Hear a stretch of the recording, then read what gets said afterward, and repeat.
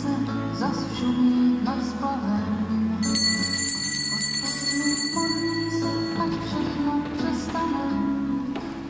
Tak jako doufám, že příště už s tebou jako garde na to ráne nebudu muset jít. Jako celou dobu se na tebe trapně usmíval.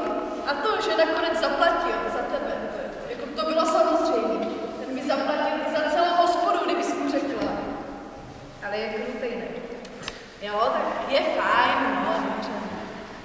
Teda, to je hodně. Já už musím valit, nebo mě ten vlak ujede. No víc, měj se, čau. Neujede, boj. Tak vidím. Pane Bože, prosím. Co potřebuješ, Pavlíku? Něco tě trápí? Ne, nic. Co chcete? Kdo jste? Mě znáte? Já znám všechny, ale ty neznáš mě. Naučila se využívat něco moc silného.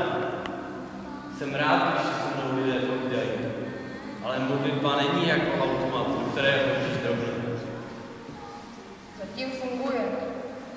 Zatím ano, ale už to tak nemusí. Dobře, udělejme si test.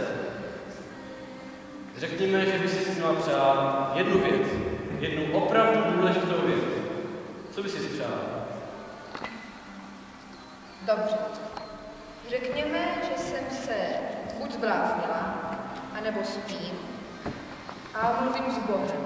Takže bych chtěla mít od zítřka víc peněz jak Bůh. A ty si myslíš, že když budeš mít peníze, že nebudeš Boha potřebovat? Že budeš šťastná? Blá. Jak jste? Ach jo, vy lidé vždycky víte, co je pro vás nejlepší. Dobře, ale ani teďka nepůjdu proti tvé vůli. Zítra sdílíš obrovský majetek.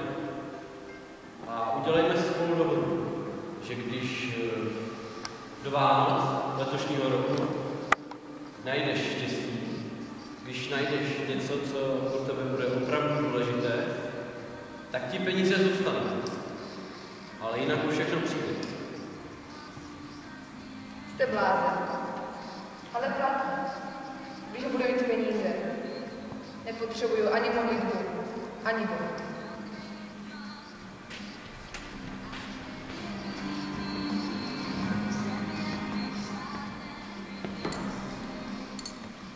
Odpustíte nám dnešní otevřený konec. My jsme se totiž rozhodli, že vám příběh Pavly budeme dávat po kapkách celý rok, abyste měli důvod přijít příště. Takže se přijďte podívat, jak to s Pavlou dopadne, jestli to nebyl sen, jestli opravdu dostane peníze a jak to bude příště.